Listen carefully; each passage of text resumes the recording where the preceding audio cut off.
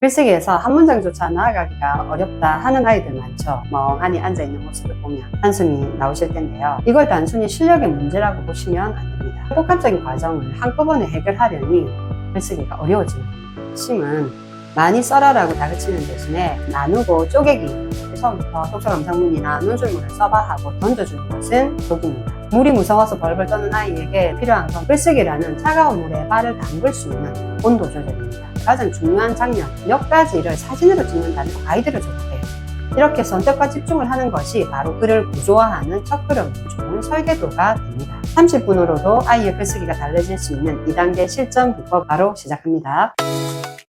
글쓰기에서 한 문장조차 나아가기가 어렵다 하는 아이들 많죠. 글바시가 준비한 2단계 실전 비법은 30분으로도 아이의 글쓰기가 달라질 수가 있습니다. 결론부터 말씀드리면 글쓰기 장벽을 낮추는 핵심은 나누고 쪼개기입니다. 복잡한 과정을 한꺼번에 처리하지 않고 작은 단위로 세분화하는 거죠. 그 전에 아이의 글쓰기 온도를 맞추는 게 중요한데 대개 남들이 쓰는 독후감이 막상 우리 아이는 거부하는 글쓰기 온도일 수 있습니다. 처음부터 완성도를 따지는 게 아니라 아이의 글쓰기 거부감을 낮춰주는 갈래글을 현명하게 선택해야 하는 거죠. 여기에 글의 깊이까지 더해줄 질문법까지 공개하겠습니다. 바로 시작합니다. 글밭입니다. 아이에게 글 쓰라고 하면 재미있었다, 나중에 또 읽고 싶다, 이게 내 생각이라고 쓰고 멍하니 앉아있는 모습을 보면 한숨이 나오실 텐데요. 이건 많은 부모님을 애타게 만드는 장면이자 큰 고민이 아닐까 합니다. 그런데 더 무서운 사실은 뭔지 아십니까? 6학년, 심지어 중학생이 됐는데도 글 수준은 초등 저학년에 멈춰 있거나 자기 생각이 없어서 못 쓰는 경우가 실제로 존재한다는 겁니다. 이건 아이가 준비운동도 하지 못했는데 에베레스트 산을 맨몸으로 오르라고 강요하는 거죠. 게다가 지금 우리 아이들은 1분도 안 되는 쇼폼 영상과 SNS에 뇌가 길들여져 가고 있습니다. 이런 상황에서 갑자기 긴 글을 써라, 논리적으로 써라 라고 요구를 하면은 아이들에게는 글쓰기 공포가 됩니다. 자칫하면 글쓰기와 담을 쌓을 수도 있습니다. 글바시가 제안하는 해결책의 핵심은 많이 써라라고 다그치는 대신에 나눠서 쓰기를 시작하는 겁니다. 언제부턴가 글쓰기도 공부가 돼버렸다면 이제부터는 생각을 쪼개고 마음을 담는 과정으로 바꿔주셔야 합니다. 어른들은 아이가 글쓰기를 못하면 너는 몇 학년인데 아직도 글을 이거밖에 못 쓰니라고 다그치게 되는데요. 이걸 단순히 실력의 문제라고 보시면 안 됩니다. 글쓰기에 필요한 논리, 사고, 표현, 사유 등등 이런 복합적인 과정을 한꺼번에 해결하려니 글쓰기가 어려워지는 겁니다. 따라서 저는 많이 써라가 아니라 나눠 쓰기를 추천합니다. 많이 써라는 결과물 중심의 압박이지만 나눠서 써보는 것은 과정 중심의 접근으로 복합적인 글쓰기 회로를 하나씩 분리해서 처리해 주라는 뜻입니다. 생각도 하고 표현도 하고 논리에 맞춰서 긴 글을 쓰라고 요구하는 것이 아니라 일단 하나씩 생각하고 한 문장씩 써보자고 표현의 최소화를 유도하고 그 다음 왜 그렇게 생각했는지 이유 하나만 붙여보는 식으로 생각을 한 번에 하나씩 처리하는 겁니다. 단순히 글 잘 쓰는 법이 아니라 아이가 글쓰기를 만만하게 느끼게 하는 전략입니다. 이어서 소개하는 요약, 편지, 질문법은 이 전략을 성공시키기 위한 구체적인 전술입니다. 이러한 연결고리로 인식하시면 이해가 편하실 겁니다. 여기서 부모님이 이제 전략을 알았다고 해서 바로 좋은 글을 쓰게 하려고 욕심부려서는 안 됩니다. 난 안 그러고 우리 아이도 그 정도까지는 안 돼 하시지만 막상 아이가 멍하니 있으면 너는 시작도 잘 못하니 쓰는 게 그렇게 어렵니? 라는 말이 아마 목까지 올라오게 됩니다. 어른들은 그냥 답답해서 할 수도 있는 말이지만 그 작은 조급함을 아이들은 너무 눈치를 잘 챕니다. 물이 무서워서 벌벌 떠는 아이에게 수영 기술을 가르친다고 아이가 물에 뛰어들지 않잖아요. 지금 우리 아이들에게 필요한 건 기술이 아니라 글쓰기라는 차가운 물에 발을 담글 수 있는 온도 조절입니다. 심리적으로 편안한 온도를 못 맞추면 글쓰기에 다가가기가 힘듭니다. 그래서 바로 글쓰는 기술이 아니라 아이가 느끼는 글쓰기 민감도를 어떻게 낮출까부터 고민하는 일이 필요합니다. 따라서 먼저 고민하실 일은 글쓰기 민감도를 낮추는 편안한 입문글부터 선택하는 겁니다. 글쓰기가 어려운 아이에게 처음부터 독서감상문이나 논술문을 써봐 하고 던져주는 것은 독입니다. 학원에 가도 거의 독서감상문부터 쓰니까 당연히 쓰는 건 줄 아시죠? 그렇게 오해하시는 분들에게는 입회 상담 때 가끔 말씀을 드리는데요. 독서 수업도 영어 학원처럼 레벨로 구분하고 있습니다. 한 모둠 속에서도 아이들마다 독서력에서 오는 언어 능력이나 문해력이 차이가 나죠. 독서력에 따라 5학년이 4학년 반에 갈 수 있고 중학생이라도 초등 6학년 단계에서 독서 능력을 다져서 자기 학년으로 올라가는 게 맞습니다. 네, 글쓰기도 오늘 처음 수업을 받는 학생이 자기 모둠에서 모두 독후감을 쓴다고 해서 그 아이가 그 글을 쓸 수 있는 게 아닙니다. 자기 능력에 맞는 글쓰기부터 시작해서 점차 독후감이나 논술문을 쓰는 레벨까지 올라가야 하는 게 맞습니다. 저는 이렇게 말씀을 드리죠. 책 읽고 나면 독후감 써야지 하게 되면은 아이는 큰 좌절감을 맛보게 됩니다. 아이가 편안하게 느끼면서 좀 더 쉽게 시작해 볼 수 있는 갈래의 글을 정해야 하는데 가장 먼저 글쓰기 민감도를 낮추는 추천글은 줄거리 요약입니다. 흔히 요약하는 글은 누구나 하는 거라고 생각하시지만 예를 들어서 심청전에 줄거리를 쓴다고 할 때 단순히 심청이가 인당수에 빠졌다고 쓰는 건 요약이 안 됩니다. 글쓰기를 어려워하는 아이에게는 심청이의 인생에서 가장 중요한 장면 몇 가지를 사진으로 찍는다면 어떤 장면일까? 라고 가이드를 줘보세요. 그러면 눈먼 아버지를 위해 공양미를 구한 것, 인당수에 빠진 것, 연꽃에서 살아나서 아버지를 만난 것 정도로 추려낼 수 있습니다.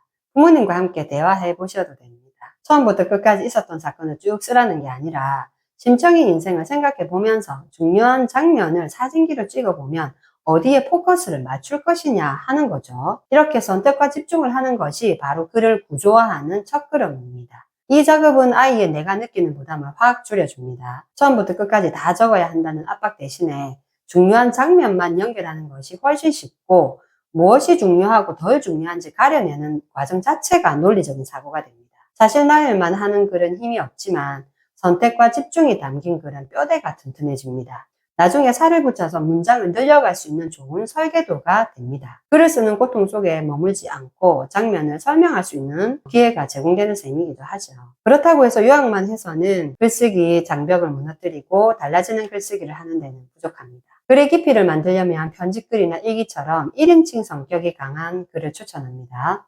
편지는 대상이 분명하고 누군가에게 내 마음을 전달하는 글이라서 아는 사람에게 말을 건네듯이 쓰는 형식이 압박감을 줄여줍니다. 특히 등장인물이나 실제 대상의 입장을 헤아려보는 과정에서 공감 능력이 비약적으로 발달하고 상대방 입장에서 감정을 읽어내게 되면 글의 깊이가 만들어집니다. 이때 기억하셔야 할 팁은 실제 글을 쓸 때 뛰어난 어휘력보다 주어 서술어가 명확한 단문을 쓰는 겁니다. 긴 문장을 쓰려다가 길을 읽기보다는 1인칭의 목소리로 짧고 명확하게 내뱉는 단문이 글의 진심을 전달하기도 좋고 독자가 읽고 이해하기도 편합니다. 일기글 형식 역시 등장인물의 감정에 공감하거나 이입해서 아이에게 몰입감을 높여주고 글의 생생한 느낌을 줍니다. 예를 들어 정약용 선생을 공부하고 나서 일기처럼 쓴다면 책을 읽어서 알게 된 인물이 아닌 내가 정약용 선생이다 라고 설정해보세요. 내가 실제 유배지의 정약용 선생일 때는 그 사람의 처지와 감정이 바로 이입되기 때문에 매우 효과적입니다. 오늘 책을 읽고 정약용 선생님에 대해서 배웠다가 아니라 아이가 정약용 선생이 자신이 되어서 유배지의 첫날 밤을 떠올린다면 유배지의 그 차가운 현실, 두고 온 가족, 암담한 미래를 떠올려 볼 수 있어서 리얼한 글쓰기가 됩니다. 이렇게 인물에 몰입하게 되면 아이의 문장은 관찰에서 체험으로 바뀌어서 훨씬 깊이 있고 공감 높은 글이 됩니다. 이 세 가지 목록글은 순서가 중요하지 않으니까 아이의 흥미에 맞춰 선택하고 순서 없이 세 가지 모두를 거쳐 써봐도 됩니다. 글쓰기 진입이 편안한 인문글을 통해서 글쓰기가 그렇게 어렵지 않네 라는 작은 성공의 경험을 쌓아주는 것이 핵심입니다. 여기서 좀 더 글의 수준을 높인다면 이때 필요한 것이 생각의 도구화 전략입니다. 머릿속 생각을 시각적으로 정리하는 법을 지도하는 겁니다. 많은 실수 중 하나가 책을 읽었으니까 줄거리를 좀 써야 된다는 오해입니다. 하지만 줄거리는 내 생각을 뒷받침하는 보조 수단일 뿐이고 독자가 진짜 궁금해하는 것은 책의 내용이 아니라 그 내용을 통해 변화된 아이의 생각입니다. 글 잘 쓰는 아이는 나만의 생각이 있는 사유를 합니다. 단순히 정보나 내포되는 의미를 나열하는 것이 아니라 그게 나의 가치관과 통하거나 충돌할 때 어떤 불꽃이 튀는지를 쓴다는 겁니다. 그래서 지도 고수들은 무엇을 쓰라고 지시하기보다 아이가 스스로 답을 찾게 만드는 대화를 접목합니다. 대화로 먼저 생각을 정리하면 글쓰기가 훨씬 쉬워지기 때문인데 이때 왜 그렇게 생각해? 예를 들면 이 두 가지 질문을 적용합니다. 부모님과의 대화 속에서도 이 두 질문으로 글의 재료를 모으고 논리적 근거 찾기 훈련을 할 수 있습니다. 마지막 전략은 배우면 곧바로 써먹는 겁니다. 축구 교본을 1시간 동안 읽기만 하는 게 아니라 한 페이지를 읽고 바로 운동장 나가서 공 한번 차보는 것과 같습니다. 글 잘 쓰는 아이들은 공통적으로 좋은 문장을 많이 만난 아이들이고 필사를 통해서 좋은 문장의 구조와 표현을 체득합니다. 독서로 지식을 집어넣는 입력 과정과 글로 쓰는 출력 사이에 시간의 간격이 멀어지면 아이들은 글쓰기를 숙제처럼 느끼고 막막해합니다.